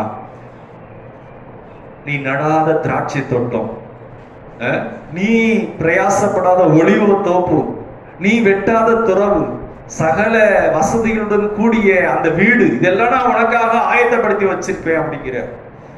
பிரியமானவர்களே, கொஞ்சம் எண்ணி பாருங்க, எதற்காக இப்படி வசதியான வீடு, எதற்காக இப்படிப்பட்ட துறவு, எதற்காக இப்படிப்பட்ட தோட்டம் என்று சொன்னால் அவருக்கு மகிமையாக. இதெல்லாம் தேவன் ஆயத்தப்படுத்தி இருக்கிறார். பிரியமானவர்களே, கல்வாரியில ஆண்டவர் இயேசு செத்தது எதற்காக என்று சொன்னால், நீங்களும் தரித்திரமா இருப்பதற்காக அல்ல, நீங்களும் இன்னும் சாபமா இருப்பதற்காக அல்ல. அவர் செத்தது புழுதியிலும் குப்பையிலும் கிடந்த நம்மை தூக்கி விடுவதற்காக. பாருங்க, நம்மை வாளாயிருந்த நம்மை தலையாக்குவதற்காக, கீழே கிடந்த நம்மை தூக்கி விடுவதற்காக அவர் கல்வாரியில அதற்காக தான் செத்தார், அதற்காக தான் அவர் மரித்தார். ஆண்டவருக்கு மகிமையுண்டாவதாக. பிசாசின் கட்டுகளுக்குள்ளே, பிசாசின் அடிமைத்தனத்துக்குள்ளே கடந்த, சாப பிடிக்குள்ளே கடந்த நம்மை கர்த்தர் என்ன பண்ணுகிறார்னா, அதிலிருந்து நம்மை வெளியே கொண்டு வருகிறார். நம்மை உயர்த்த அவர் தீர்மானம் பண்ணியிருக்க. அதுதான் ஆபிரகாமின் ஆசீர்வாதம். ஆண்டவர் இயேசுவை சேவிப்பது என்பது ஒரு மகிமையான ஒரு வாழ்க்கை. பாருங்க, அப்போ கிறிஸ்தவர்கள் அதை எப்படி எடுத்துக்கொள்ளணும்? இந்த ஆபிரகாமுக்கு கர்த்தர் கொடுத்த ஆசீர்வாதம் பாருங்க, ஒரு சிலர் சொல்லுவாங்க, ஆபிரகாமுக்கு கர்த்தர் கொடுத்த ஆசீர்வாதங்கிறது என்னன்னா, அது சாலமோனுடைய காலத்தோடு முடிந்து விட்டது. ஆபிரகாமுக்கு பிற்பாடு ஈசாக்கு, யாக்கோபு, அடுத்த சாலமோனோடு அது முடிஞ்சிருச்சு. ஏன்னா அது பழைய ஏற்பாட்டுக்குரியது இல்ல. பிரியமானவர்களே, ஆண்டவருக்கு மகிமையுண்டாவதாக. பாருங்க, இந்த எப்படி கர்த்தர் ஆபிரகாமின் ஆசீர்வாதத்துக்கு கண்மலையிலிருந்து வெட்டி எடுத்து கர்த்தர் என்ன பண்ணார்னா, அங்கிருந்து வெட்டி எடுக்கிறாரு. இந்த ரட்சிப்பு என்பது உங்களை என்னையும் உலகத்துக்குள்ளே கடந்த பல தேவர்களை வணங்கி கொண்டிருந்த நம்மை, அந்த பாரம்பரியத்தில் இருந்த நம்மை அதுல இருந்து பிரிக்கவே முடியாது. அதுல இருந்து கர்த்தர் என்ன பண்றாருன்னா, நமக்கே தெரியாது, நமக்கு தெரியாமையே இந்த காரியத்துக்குள்ளே கடந்து வந்திருக்கோம். ஏனென்றால் அங்கிருந்து கர்த்தர் நம்மை வெட்டி எடுத்து அவருக்காக நம்மை வேறுபரித்து ஆசீர்வாதத்திற்கு என்று அழைத்திருக்கிறார். பிரியமானவர்களே, பாருங்க, அப்ப இந்த கிறிஸ்தவ ஜீவிதத்திலே இந்த ஆசீர்வாதத்தை எப்படி எடுத்துக்கொள்ளலாம் என்று சொன்னால், சாலமோனின் அவனுடைய வாழ்க்கை எப்படி இருந்து சொன்னால், இந்த சேபா தேசத்து ஸ்திரீ, the queen of ஷீபா, அவங்க அந்த சாலமோனுக்கு இருக்கிறதெல்லாம் வந்து பாக்குறாங்க. சாலமோனுக்கு ஒரு கடினமான விடுகதையை போடுறாங்க, ரொம்ப கடினமானது. அந்த விடுகதைக்கு சாலமோன் உடனே பதில் சொல்றாப்புல. அந்த தேசத்துல இருக்கிற அவங்களுடைய உணவு, அவங்க சாப்பிடுற பிளேட்டு, அந்த அந்த குதிரையெல்லாம் இம்போர்ட்டட் குதிரையும் அவ்வளவு அழகா நேர்த்தியா அந்த ராணி பார்த்துட்டு, நான் உலகத்துல இப்படி ஒரு காரியத்தை பார்த்ததே இல்லை, உண்மையாகவே நீ ஆராதிக்கிற அந்த தேவன் வல்லமையான தேவன், பெரிய தேவன், அந்த ஞானத்தை கண்டு ஆச்சரியப்படுறாங்க. பாருங்க, அப்போ சாலமோனோடு முடியலங்க. புதிய ஏற்பாட்டுல பார்க்கிறோம், சாலமோனிலும் பெரியவர் அவர் நம்மோடு இருக்கிறார் இயேசு கிறிஸ்து மூலமாக. பாருங்க, சாலமோனுடைய காலங்களில் இருந்ததை காட்டிலும் சொல்லப்பட்டிருக்கு புதிய ஏற்பாட்டுல, சாலமோனிலும் பெரியவர் இங்கே இருக்கிறார். ஆண்டவருக்கு மகிமையுண்டாவதாக. பாருங்க, அப்போ கல்வாரியில அந்த வெற்றியை நமக்காக ஆயத்தப்படுத்தி, உண்மைதான், அந்த எழுத்தின்படி பார்த்தா சாலமோனோடு முடிந்து போனதுதான்.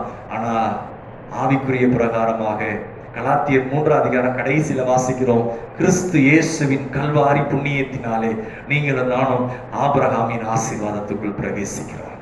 விசுவாசத்தினாலே அதிலே பிரவேசிக்கிறோம். ஆண்டவருக்கு மகிமையுண்டாவதாக. இதை நாம் குறித்து வாசிக்கலாம். ஆதியாகமம் 12:1 வாசிக்கிறோம். நான் உனக்கு காண்பிக்கும் தேசத்துக்கு போ என்று சொன்னார். பாருங்க, அப்போ தேவன் என்ன செய்கிறார்? கிறிஸ்தவ ஜீவியம் என்பது பாவத்திலும் உலகத்தினுடைய அசுத்தங்களில் இருந்து கர்த்தர் நம்மளை என்ன செய்யறாரு? அவருடைய பரிசுத்தத்திற்கு என்று, அவருடைய வாக்குத்தத்தத்திற்கு என்று, அவருடைய அந்த காரியங்களுக்கு கீழ்ப்படியத்தக்கதாக நம்மை அழைத்திருக்கிறார். நம்முடைய ஜெப வாழ்க்கை எப்படி இருக்கிறது? நம்முடைய விசுவாச வாழ்க்கை எப்படி இருக்கு? நீடிய பொறுமையா ஜெபம் பண்றீங்களா? பதில் பெற்றுக்கொள்ற வரைக்கும் அந்த வாக்குத்தத்தங்களை பிடித்து ஜெபிக்கிறீங்களா? அது சொன்னவர் உண்மையிலவர் நம்புறீங்களா? அவருக்கு நன்றியா இருக்கிறீங்களா? உங்க வாழ்க்கை ஆசீர்வதிக்கப்படும். அடுத்து புதிய ஏற்பாட்டில் இதை குறித்து நாம் வாசிக்கிறோம். கலாத்தியர் 3:13 மரத்திலே தூக்கப்பட்ட எவனும் சபிக்கப்பட்டவன் என்று எழுதியிருக்கிறபடி.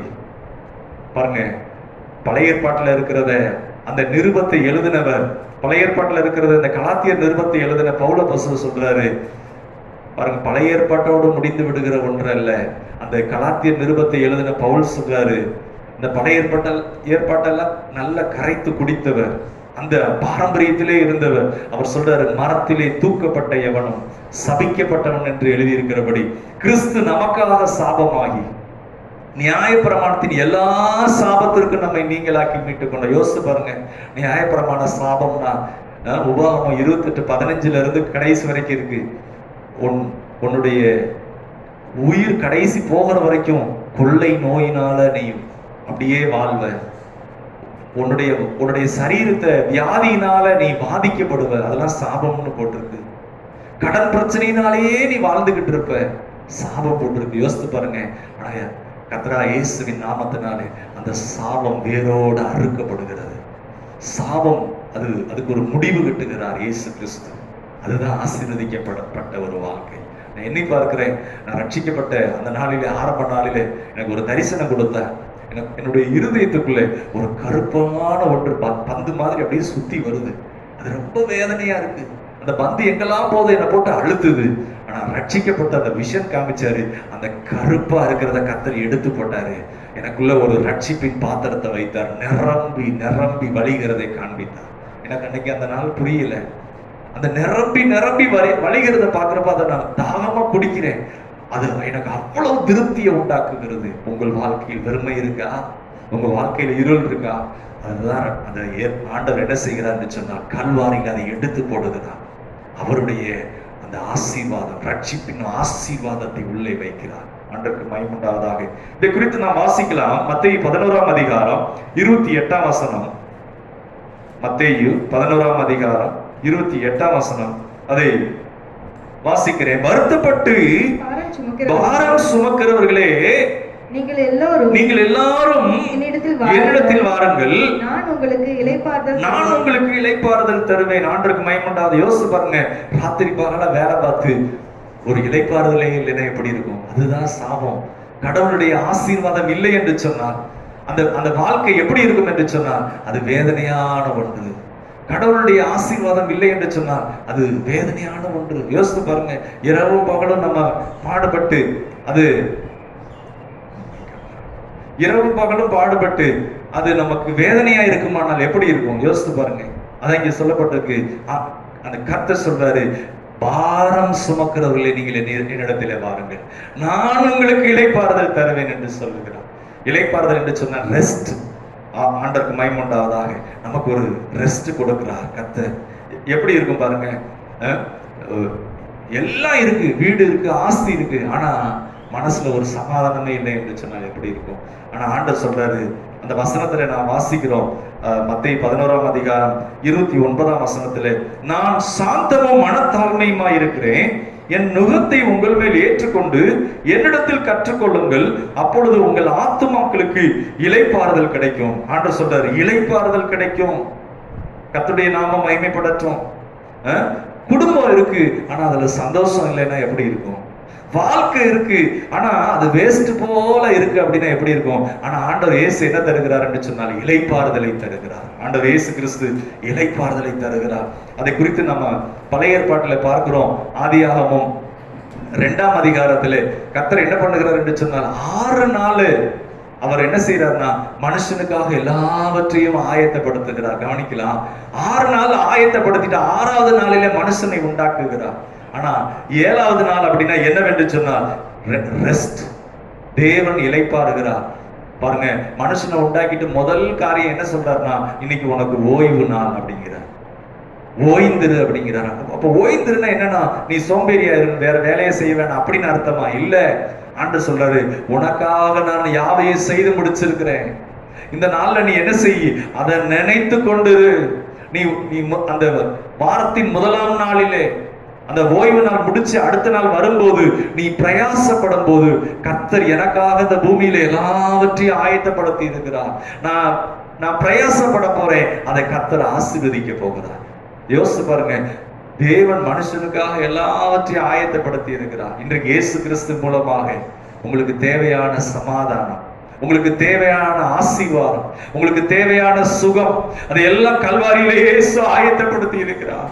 அன்றைக்கு பழைய ஏற்பாட்டுல தேவன் எப்படி ஆயத்தப்படுத்தினாரோ இன்றைக்கு அந்த இளைப்பாறுதலுக்குள்ள பிரவேசிங்க. அது உங்கள் வாழ்க்கையின் அனுபவமாய் மாறட்டும். ஐயோ, நான் இதை இழந்துட்டேனே, இதை எப்படி மீட்பேன்? இல்ல, இந்த ஆபிரகாமின் ஆசீர்வாதம் என்பது கலாத்தியர் 3:13-14 சொல்லப்பட்டிருக்கு. நியாயப்பிரமாண சாபம்னா என்னன்னா, நீ ராத்திரி பகலமா பிரயாசப்பட்டு சேர்ப்ப அதை ஒருவன் அந்நியன் அதை புசிப்பான், உனக்கு அது கிடைக்காம போயிடும். ஆனா சாபத்தை இயேசு என்ன பண்ணுகிறாரா, கல்வாரியிலே முறித்து போடுகிறார். இன்றைக்கு கிறிஸ்துக்குள் நீங்கள் நான் இருப்போமானால் அதை நம்ம பிராக்டிக்கலாக கர்த்தரா இயேசுவின் நாமத்தினாலே, நன்றி ஆண்டவரே, ஆபிரகாமின் ஆசீர்வாதம் என்னுடையது, இழந்து போனதையெல்லாம் மீட்டுக் கொள்வீங்க. இதெல்லாம் இழந்து போயிருக்கிறீங்களா? கண்ணீரோடு இருக்கிறீங்களா? தொடர்ந்து நான் இழந்திருக்கிறேன், அதை மீட்க முடியல. இல்ல, கர்த்தர் உங்களுக்காக யுத்தம் பண்ணுவா, உங்களுக்காக யாவையும் அவர் மீட்டு கொடுப்பா. ஆண்டவருக்கு மகிமை உண்டாவதாக. பாருங்க, அப்போ இந்த நாம் பார்க்கிறோம், ஆதியாகமம் 2ஆம் அதிகாரத்திலே மனுஷனுக்கு கர்த்தர் என்ன பண்றாருன்னா, அங்கு ஓய்ந்திருக்கத்தக்கதாக பண்ணுகிறார். முதல் நாள்ல ஓய்ந்திருக்க அப்படின்னா என்ன அர்த்தம் பாருங்க. அந்த ஓய்வு நாளுக்கு அப்புறம் அடுத்த நாள்ல வேலை வருகிறது. அந்த வேலை செய்யறப்ப கர்த்தர் என்ன உணர்த்துகிறார் என்று சொன்னால், பிரியமானவர்களே, இதெல்லாம் தேவன் ஆயத்தப்படுத்தி இருக்கிறார். அவர் எனக்காக எல்லாம் செய்திருக்கிறார். இப்ப நான் பிரயாசப்படுகிறேன். வேலையினுடைய நோக்கம் என்னவென்று தெரியுமா? வேலையினாலே நமக்கு திருப்தி உண்டாகிறது. வேலையினுடைய நோக்கம் வேற எதுவும் கிடையாது. நான் வேலை செய்ய போகிறேன். மனுஷனுக்கு கர்த்தர் என்ன பண்றாரு, தோட்டத்துக்கு கூட்டிட்டு போனாரு. அப்பதான் வேலையை கொடுக்கிறார். என்னன்னா, பண்படுத்தவும் காக்கவும். அந்த வேலை செய்யறப்பயே நமக்கு என்ன உண்டாகுதுன்னா, ஒரு திருப்தி உண்டாகுது. அதனாலதான் ஆண்டவர் சொன்னாரு, நீ பாரத்தை சுமக்காத, நீ இளைத்து போகாத, நீ களைத்து போகாத, நீ பிரயாசப்பட்டதை நான் ஆசீர்வதிக்கலைன்னா அது எல்லாம் வேஸ்ட். நீ எல்லாத்தையும் சேர்த்திருக்கலாம், ஆனா அதுல ஒரு ஆசீர்வாதம் இல்லைன்னா, கர்த்தரின் ஆசீர்வாதமே ஐஸ்வர்யத்தை தரும், அதனோடு அவர் வேதனையை கூட்டார். பாருங்க, உலக பிரகாரமான ஆசீர்வாதம், குறுக்கு வழியில சம்பாதிக்கிற ஆசீர்வாதம், ஏமாத்துற ஆசீர்வாதம், இந்த உலகத்தை கொள்ளையடிச்சு மூட்டை மூட்டையா கேட்டு அதெல்லாம் சேர்த்து வச்சிருக்கிறது எப்படி இருக்கும்னா, அது வேதனை உள்ளது. அது மனுஷன் அதை அனுபவிக்க முடியாது. ஆனா கர்த்தரின் ஆசீர்வாதம் அது எப்படிப்பட்டதுன்னா, அது வேதனை இல்லாதது. பிரியமானவர்களே, ஆண்டவருக்கு மகிமை உண்டாவதாக. இதை நான் வாசிக்கலாம் பாருங்க. இப்ப வேலை அப்படின்னு சொன்னா மாடு போல உழைப்பது அப்படிங்கிறது அல்ல. இந்த வேலைக்கு என்ன பண்ணுவாங்க அப்படின்னா, பாருங்க, இங்க இயேசு கிறிஸ்து சொன்னார், வருத்தப்பட்டு பாரம் சுமக்கிறவர்களே அப்படின்னு சொன்னார். என் நுகம் இலகுவாயும் மிருதுவாயும் இருக்கும். இந்த நிலத்தை உழுகும் போது என்ன பண்ணுவாங்கன்னா, பழைய ஏர்மாடோடு புதிய மாட்டை சேர்த்து விட்டுருவாங்க. அதே போல இன்றைக்கு கல்வாரியிலே வியாதியும் வேதனையும், அவர் ஏற்கனவே மனுக்குலத்துக்கு வர இருக்கிற எல்லா வழிகளையும் ஏசாயா 53 சொல்லப்பட்டிருக்கிறது, நம்முடைய துக்கத்தை அவர் சுமந்தார். இன்னைக்கு எத்தனையோ செய்தி நம்ம கேட்கிறோம், டிப்ரெஷன் கேட்கிறோம், மன அழுத்தத்தினாலே எத்தனையோ பேர் சூசைட் பண்ணிக்கிறாங்கன்னு கேள்விப்படுறோம். ஆனா இயேசு என்ன பண்ணாரா, அந்த துக்கத்தை அவர் ஏற்றுக்கொண்டார். ஏன் தெரியுமா? அந்த நுகம், அந்த பழைய மாடு என்ன செய்யுமா, அதை சுத்தி வர்றப்ப, நிலத்தை உழுது வர்றப்ப எங்க மேடு இருக்கும், எங்க பள்ளம் இருக்கும், எங்க வித்தியாசமான சூழல் இருக்கும், எப்படி போய் எப்படி வரணும், எல்லாம் அந்த பழைய மாடுக்கு தெரியும். இந்த புதிய மாடு அதோட சேர்த்து விடுறப்ப இந்த புது மாட்டுக்கு எதுவுமே தெரியாது. ஆனா ஏற்கனவே பழைய மாடு இருக்கு பாருங்க, அது கூட இருக்கிறதுனால பிரச்சனையே கிடையாது. இந்த பழைய மாட்டுக்கு தான் எல்லா வேலையும் இருக்கும், புது மாட்டு கூட சேர்ந்துதான் போக வேண்டியது இருக்கும். இன்னைக்கு இயேசு கிறிஸ்துக்குள்ள ரட்சிக்கப்பட்டு வந்திருக்கிற நமக்கு உலக தோற்றத்துக்கு முன்னே அடிக்கப்பட்ட வண்ணமா இருக்கிற தேவ ஆட்டுக்குட்டியானவர் உங்களுக்காகவும் எனக்காகவும் ரத்தம் சிந்தினது மாத்திரமல்ல, நம்முடைய பாடுகளை எல்லாம் சுமந்திருக்கிறார், வழிகளை எல்லாம் சுமந்திருக்கிறார். நீங்க சிறைப்பட்டிருக்கிறீங்களா? அநேகரை இழந்திருக்கிறீங்களா? இயேசு கிறிஸ்து மூலமாய் அதெல்லாம் நீங்கள் மீட்டுக் கொள்வீர்கள். அதுதான் அங்க சொல்றாரு, என் நுகம் இலகுவாயும் மிருதுவாயும் இருக்கும் அப்படிங்கிறார். என்னிடத்தில் கற்றுக்கொள்ளுங்கள் என்று சொல்லுகிறார். ஆண்டருக்கு மகிமை உண்டாவதாக. ஆகவே மாடா உழைத்து ஓடாய் தேய்கிறது அல்ல, கர்த்தர் வைத்திருக்கிறது இளைப்பாறுதலோடு கூடிய ஆசீர்வாதம். நல்லவர், கர்த்தர் நல்லவர். இன்னொரு வசனம் வாசிக்கலாம் சீக்கிரமா. மத்தேயு 19ஆம் அதிகாரம், மத்தேயு 19ஆம் அதிகாரம். ஆண்டவருக்கு மகிமை உண்டாவதாக. 16ஆம் வசனத்திலே நாம் பார்க்கிறோம், ஒரு ஐஸ்வர்யவான் வந்தான். அவன் இயேசுவிடத்திலே கேட்கிறான். என்ன கேட்கிறான் என்று சொன்னால், ஆண்டவரே, நான் நித்திய ஜீவனை சுதந்திரித்துக் கொள்வதற்கு என்ன செய்ய வேண்டும் என்று கேட்கிறான். பாருங்க, இதை அநேகர் பிடித்துக் கொள்வாங்க. அதை வாசிக்கலாம். 18ஆம் வசனம். அவன் அவரை நோக்கி, ஆண்டவர் இயேசு சொன்னார், என்ன சொன்னார்னா, நீ நித்திய தேவனுடைய ராஜ்யத்துக்குள்ளே பிரவேசிக்கணும்னா கற்பனைகளை கைக்கொள் என்று சொன்னார். வாசிக்கலாம் 18ஆம் வசனம். அவன் அவரை நோக்கி எவைகளை என்று கேட்டான். அதற்கு இயேசு, கொலை செய்யாதிருப்பாய். கவனிக்கலாம், அவர் 10 கட்டளையை சொல்றார். உடனே அந்த வாலிபன் என்ன சொல்லுகிறார் 20ஆம் வசனத்துல, நான் இவைகளை சிறு வயது முதற்கொண்டு நான் என்ன செய்கிறேன், கை கொண்டு வருகிறேன் என்று சொல்லுகிறான். பிரியமானவர்களே, சிறு வயது முதற்கொண்டு என்று சொல்லுகிறான். அப்ப ஆண்டவர் இயேசு என்ன சொல்றார் தெரியுங்களா? அந்த வாலிபனை நோக்கி என்ன சொல்றார் தெரியுமா? நீ பூரண சற்குணனா இருக்க விரும்பினால் இவைகளை விட்டு இனி என்ன செய்ய, என்னை பின்பற்றி வா அப்படிங்கிறார். இதைத்தான் பிடித்து கொள்றாங்க. என்ன பிடிச்சுக்கிறாங்க? ஆண்டவர்கிட்ட வந்துட்டா என்ன, எதுவுமே என்ன செய்யக்கூடாது, இருக்கக்கூடாது, எல்லாத்தையும் வித்து வெறுமையா இருந்தாதான் ஆண்டவர் அப்படி ஏற்றுக்கொள்வார். நல்ல கவனிங்க, இந்த ஒரு இடத்துலதான் கர்த்தர் இப்படி சொல்லுகிறார், விற்று என்று. ஏன் அப்படின்னா, 10 கட்டளையை யாராலையும் நிறைவேற்ற முடியாது. ஆனா இவன் என்ன சொல்லுகிறான், நான் நிறைவேற்றுகிறேன் அப்படின்னு போய் சொல்லுகிறான். ஏன்னா நிறைவேற்ற முடியலன்னு சொன்னா ஆண்டவர் எதுவும் நினைப்பாருன்னு சொல்லிட்டு நான் நிறைவேற்றுகிறேங்கிறான். ஏன்னா 9 கட்டளையை தான் நிறைவேற்ற முடியும். 10வது கட்டளை என்னன்னா, பிறருக்குரியவைகளை இச்சியாதிருப்பாயாக. அது யாருமே நிறைவேற்ற முடியாது. பிறர் நல்லா இருந்தா, பிறர் காரியங்கள் மேன்மையா இருந்தா, எனக்கு இது மாதிரி இருந்தா நல்லா இருக்குமே, அந்த இச்சை பாவம் என்று சொல்லுகிறார். நியாயப்பிரமாணம் என்று சொன்னால் யாருமே நிறைவேற்ற முடியாததான் தேவன் ஏற்படுத்தி இருக்கிறார். ஆனா இந்த வாலிபன் சொல்லுகிறான், நான் எல்லாவற்றையும் நிறைவேற்றுகிறேன். அப்ப ஆண்டவர் சொன்னாரு, அவன் இருதயம் அந்த ஐஸ்வர்யத்தை நம்பி இருந்தது, தேவனை நம்பி இருக்கல. அதனாலதான் இங்க ஒரே ஒரு இடத்துல சொல்றாரு, நீ அதை விற்று தரித்திரருக்கு கொடுத்துட்டு வா அப்படின்னாரு. அந்த வாலிபன் போயிட்டு, ஐயோ இதுதானே என் நம்பிக்கையா இருந்தது, இதை நான் எப்படி நான் விடுவேன் என்று சொன்னான். பிரியமானவர்களே, ஆண்டவருக்கு மகிமையுண்டாவதாக. கர்த்தர் நல்லவர். பாருங்க, இது எல்லாம் நமக்கு மேன்மையாக ஆண்டவர் வைத்திருக்கிறார். இன்னொரு வசனத்தை நான் பார்க்கிறோம். அதே வசனத்துல என்னவென்று சொன்னால், ஆண்டவருக்கு மகிமையுண்டாவதாக 19ஆம் வசனத்துக்கு அதுல பின்பகுதியில பார்க்கிறோம் 23ஆம் வசனம். அப்பொழுது இயேசு தம்முடைய சீசர்களை நோக்கி, ஐஸ்வர்யவான் பரலோக ராஜ்யத்தில் பிரவேசிப்பது எப்படி இருக்கிறதா, அரிதா இருக்கிறது என்று மெய்யாகவே உங்களுக்கு சொல்லுகிறேன் என்று சொன்னார். அப்போ இதை அடுத்து பிடித்துக் கொள்றாங்க. என்ன பிடிச்சுக்கிறாங்கன்னா, அதுல தொடர்ந்து நாம் வாசிக்கிறோம், மேலும் ஐஸ்வர்யவான் தேவனுடைய ராஜ்யத்தில் பிரவேசிப்பதை பார்க்கிலும் ஒட்டகமானது ஊசியின் காதிலே நுழைவது எளிதா இருக்கும் என்று உங்களுக்கு சொல்லுகிறேன் என்றார். அவருடைய சீசர்கள் அதை கேட்டு மிகவும் ஆச்சரியப்பட்டு, அப்படியானால் யார் ரட்சிக்கப்படக்கூடும், யார் ரட்சிக்கப்படக்கூடும் அப்படின்னு கேட்கிற. அப்போ அங்கு ஆண்டவர் சொல்றாரு, இது மனுஷனால் கூடாதுதான், தேவனால எல்லாம் கூடும். யோசிச்சு பாருங்க. அப்போ அது இங்கிலீஷ்ல என்ன போட்டிருக்குன்னா, the lust of money.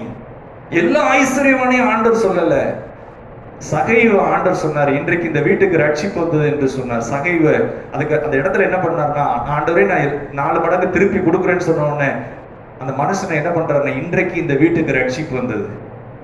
ஆபிரகாமின் ஆசீர்வாதம்ங்கிறது பார்க்கும்போது பொன்னும் வெள்ளியும் உடைய சீமானாய் மாற்றினார். தேவன் எப்படிப்பட்டவர் என்று சொன்னால், அவர் இருக்கிற இடமெல்லாம் வீதி எல்லாம் சுத்த பொன்னாக இருக்கிறது. யோசித்து பாருங்க, உங்க வீட்டு மதில் சுவருக்கு விலையேற பெற்ற கற்களை வைத்திருக்கிறீங்களா? உங்க வீட்டில் இருக்கிற தரையெல்லாம் தங்கமா இருக்கிறதா? ஆனா தேவன் அதை ஆயத்தப்படுத்தின அவர் அவர் அவர் இருக்கிற இடம் வீதியெல்லாம் சுத்த பொன்னாக இருக்கிறது. பாருங்க, தேவன் அப்படிப்பட்ட இடத்துல இருக்கிறத குறித்து அவர் ஒரு நாளும் வேதனைப்படல, சந்தோஷப்படுகிறார். பாருங்க, தேவன் அப்படிப்பட்ட நல்ல மகிமையான இடத்துல இருப்பாரானால் நீங்களும் நானும் நல்ல இடத்துல இருக்கிறத அவர் ஒரு நாள் வெறுக்க மாட்டார். அதனுடைய அர்த்தம் என்னவென்று சொன்னால், the less of money, அது என்ன சொல்லப்பட்டதுன்னா, ஐஸ்வர்யத்தின் மேல் நம்பிக்கையாயிருக்கிறவன். ஆபிரகாமை கர்த்தர் அழைத்தார், அவனை கர்த்தர் எப்படி மாற்றினார் என்று சொன்னால், அவனை ஆசீர்வதித்து சீமானாய் மாற்றினார். ஆண்டவருக்கு மகிமை உண்டாவதாக. பாருங்க, அப்போ இந்த வசனத்துல என்ன சொல்லப்பட்டிருக்கு அப்படின்னா, பாருங்க, இதுக்கு பின்பகுதியில இதை தொடர்ந்து வர்றப்ப சீசர்கள் கேட்கிறாங்க. என்ன கேட்கிறாங்க? ஆண்டவரே, நாங்கள் உமக்காக எல்லாவற்றையும் விட்டு பின்பற்றி வந்தோமே. அப்போ ஆண்டவர் சொல்றாரு, இயேசு கிறிஸ்து, எப்பா நீ எல்லாத்தையும் விட்டுட்டு பின்பற்றி வந்தேல, உனக்கு இதோட முடிஞ்சு போச்சுன்னு சொல்லல, என் நாமத்தின் நிமித்தம் அப்படின்னு சொல்லிட்டு சொல்றாரு. வீட்டையாவது சகோதரரையாவது அப்படி சொல்லி சொல்றாரு. அவன் விட்டவன் எவனோ? ஆண்டவர் இயேசுவை பின்பற்றுறப்ப சொந்தக்காரங்க ஒரு சில நேரம் பகைக்கிறாங்க, நமக்கு வர வேண்டிய நியாயமான காரியங்களை கொடுக்காம கூட போயிடுறாங்க. ஆனா ஆண்டவர் சொல்றாரு, இம்மையிலே நித்திய அவன் நூறுத்தனையாகவும் எவனோ அவன் நூறுத்தனையாக அடைந்து நித்திய ஜீவனையும் சுதந்திரித்துக் கொள்வான். இம்மையிலே நூறுத்தனையாக என்று சொல்றார். நூறுத்தனையாக அப்படின்னா என்ன அர்த்தம்? கர்த்தருக்கு மகிமை உண்டாவதாக. இந்த பூமியிலே கர்த்தர் சொல்றாரு நமக்கு அவருடைய ஆசீர்வாதத்தோடு கூட இன்னொரு வார்த்தை சொல்றாரு, நித்திய ஜீவனையும் சுதந்திரித்துக் கொள்வான். நித்திய ஜீவனையும் சுதந்திரித்துக் கொள்வான். இதேதான் மார்க்கு 10ஆம் அதிகாரம் 29ஆம் வசனத்துல இதை குறித்து தெளிவாக சொல்லப்பட்டிருக்கிறது. மார்க்கு 10ஆம் அதிகாரம் 29ஆம் வசனத்துல ஆண்டவர் இயேசுவிடத்துல கேட்கிறாங்க, பேதுரு கேட்கிறாரு. அப்ப ஆண்டவர் சொல்றாங்க, இம்மையிலே துன்பங்களோடு கூட நூறுத்தனையாக, இன்மையிலே துன்பங்களோடு கூட. ஒருவேளை ஆண்டவருக்காக ஒரு வீடை நீங்க இழந்திருக்கலாம், ஆனா கர்த்தர் 100 மடங்கு கொடுப்பார். அப்ப துன்பங்களோடுன்னா என்னன்னா, 100 வீடையும் பராமரிக்கணும். பாருங்க, 100 வீட்டையும் அதுல குடியிருக்கிற ஆளை வச்சு கரெக்டா வாடகை வாங்கி அதை நிர்வாகம் பண்ண பாருங்க. அப்படி அந்த ஆசீர்வாதத்தை நிர்வாகம் பண்றதுக்கு ஒரு சில துன்பங்கள் வரலாம். அதைத்தான் இங்க சொல்றாரு. சொல்லிட்டு சொல்றாரு, மறுமையிலே நித்திய ஜீவனையும் அடைவான் என்று மெய்யாகவே சொல்லுகிறேன். ஆண்டவர் எவ்வளவு தெளிவா சொல்றாரு. இதுதான் ஆண்டவர் இயேசு நமக்காக வைத்திருக்கிற ஆசீர்வாதம். ஆண்டவர் இயேசு இந்த பூமியில அவர் மரித்த போது அடக்கம் பண்ணினது ஒரு ஐஸ்வர்யவானுடைய கல்லறையில தான் அவர் அடக்கம் பண்ணாங்க. அந்த சீசன் ஒரு ஐஸ்வர்யவானாக இருந்தான். பாருங்க, அப்போ கடைசியாக ஒரே ஒரு வசனத்தை வாசித்து நாம் முடிக்கலாம். எபேசியர் 2ஆம் அதிகாரம் 10ஆம் வசனம். எபேசியர் 2ஆம் அதிகாரம் 10ஆம் வசனம் வாசிக்கிறேன். ஏனெனில் நற்கிரியைகளை செய்கிறதற்கு நாம் கிறிஸ்து இயேசுக்குள் சிருஷ்டிக்கப்பட்டு தேவனுடைய செய்கையா இருக்கிறோம். அவைகளில் நாம் நடக்கும்படி அவர் முன்னதாக அவைகளை ஆயத்தம் பண்ணி இருக்கிறார். ஆண்டவருக்கு மகிமை உண்டாவதாக. அது இங்கிலீஷ் பைபிள்ல எப்படி போட்டிருக்குன்னா, the hand of God's work, தேவனுடைய கரத்தின் வேலைகளாக. ஆபிரகாமை எப்படி கண்மலையிலிருந்து வெட்டி எடுத்தாரோ, அதே போல உலக தோற்றத்துக்கு முன்னே எங்கேயோ இருந்த நம்மை, அழிவிலும் இருளுக்குள்ளும் குப்பையிலும் தூசியிலே கிடந்த நம்மை அவர் தெரிந்து கொண்டு நம்ம என்ன செய்கிறாரா, அங்கிருந்து நம்மை வெட்டி எடுத்து, கண்மலையிலிருந்து ஆபிரகாமை வெட்டி எடுத்த தேவன் உங்களை என்னையும் அவர் வெட்டி எடுத்திருக்கிறார். வெட்டி எடுத்து அவர் திட்டமிட்டு நம்மை ஆசீர்வதிக்கிறார். இங்க அதான் சொல்லப்பட்டிருக்கிறது, உலக தோற்றத்துக்கு முன்னே நீங்க எப்படி இருக்கிறீங்களா, நற்கிரியைகளை செய்கிறதற்கு கிறிஸ்து இயேசுக்குள்ளாய் சிருஷ்டிக்கப்பட்டு தேவனுடைய செய்கையா இருக்கு. அவருடைய ஆபிரகாமை எப்படி தேவன் அவர் கரத்தை கொண்டு ஆசீர்வதித்தாரோ, உங்களை என்னை இயேசு கிறிஸ்துக்குள்ளாக அவருடைய ஆசீர்வாதத்துக்குரியவர்களாக தேவன் ஆயத்தப்படுத்தி எல்லாவற்றையும் திட்டம் பண்ணுகிற தேவன். தேவன் உங்களை ஏனதோன்னு அழைக்கல. கிறிஸ்தவ ஜீவிதம் என்பது ஏதோ அது மறுமைக்குரியது மாத்திரமல்ல, இம்மையிலே அவருக்காக நற்கிரியைகளை செய்யத்தக்கதாக அதையெல்லாம் ஆயத்தப்படுத்தி இருக்கிறார். கர்த்தர் உங்களை ஆசீர்வதிப்பாராக. நாம் ஜெபிப்போம். ஹல்லேலூயா. ஸ்தோத்திரம் கர்த்தாவே, ஸ்தோத்திரம் ஆண்டவரே, மகத்துவம் உள்ளவரே நாங்கள் துதிக்கிறோம். சர்வவல்லமையுள்ளவரே நாங்கள் ஸ்தோத்திரிக்கிறோம். ஆண்டவராக இயேசுவின் நாமத்தினால் கர்த்தாவே ஸ்தோத்திரம், ஸ்தோத்திரம், ஸ்தோத்திரம், ஸ்தோத்திரம், ஸ்தோத்திரம் கர்த்தாவே. ஓ ஹalleluya ஹalleluya. ஆபிரகாமை கண்மலையிலிருந்து வெட்டி எடுத்த தேவன், ஆண்டவரை திட்டம் பண்ணி ஆண்டவரை ஆசீர்வாதத்திற்கென்று முன்குறித்த தேவன். ஹalleluya. வேறு பிரித்தீரப்பா ஆண்டவரை, ஒரு விசேஷமான காரியங்களுக்கு கீழ்ப்படிய கற்றுக் கொடுத்தீரப்பா. உம்மை பின்பற்றி வர உதவி செய்யும்படியாக அதை ஆண்டவரே நீர் நடத்தினீர். ஆண்டவரே இயேசு கிறிஸ்துவுக்குள்ளாக இந்த வார்த்தை கேட்கிற ஒவ்வொருடைய வாழ்க்கையும் ஆண்டவரே மகிமையா இருக்கத்தக்கதாக நீர் ஆயத்தப்படுத்தி இருக்கிறீரப்பா, திட்டம் பண்ணி இருக்கிறீர். கர்த்தர் வைத்திருக்கிற இந்த ஆபிரகாமின் ஆசீர்வாதம் ஒவ்வொரு மீதும் ஆண்டவரே பலமாய் வெளிப்படுகிறதற்காக ஸ்தோத்திரம். இந்த வாக்கு தத்தங்கள் எல்லாம் நாங்கள் எண்ணி துதிக்கிறோம் கர்த்தாவே. ஹalleluya. கர்த்தர் நீர் அப்படி ஆக்குகிறதற்காக ஸ்தோத்திரம். ஸ்தோத்திரம் கர்த்தாவே. ஒவ்வொருவரும் ஆசீர்வதிக்கப்பட்டவர்கள் அதற்காக ஸ்தோத்திரம். Thank you Jesus. Thank you Holy Spirit. Oh hallelujah hallelujah hallelujah. Thank you Holy Spirit. ஆண்டவரே, ஒரு இளைப்பாறுதலை தருகிறீர், அதற்காக ஸ்தோத்திரம். ஆசீர்வதிக்கிறீர், அதற்காக நன்றி. இயேசுவின் நாமத்தில் பிதாவே, ஆமென் ஆமென். God bless you. கர்த்தர் உங்களை ஆசீர்வதிப்பாராக. என் ஆத்துமாவே கர்த்தரை ஸ்தோத்திரி, என் முழு உலமையான பரிசுத்த நாமத்தை ஸ்தோத்திரி. என் ஆத்துமாவே கர்த்தரை ஸ்தோத்திரி, அவர் செய்த சகல உபகாரங்களையும் மறவாதே. ஆமென். நம்முடைய கர்த்தராகிய இயேசு கிறிஸ்துவின் கிருபையும் பிதாவாகிய தேவனுடைய அன்பும் பரிசுத்த ஆவியானவருடைய அன்னை ஐக்கியமும் வழிநடத்தலும் சமாதானமும் ஆறுதலும் நம் அனைவரோடும் இன்றும் என்றும் சதா காலம் இருப்பதாக. ஆமென் ஆமென். ஹalleluya. Praise the lord. கர்த்தர் உங்களை ஆசீர்வதிப்பார்.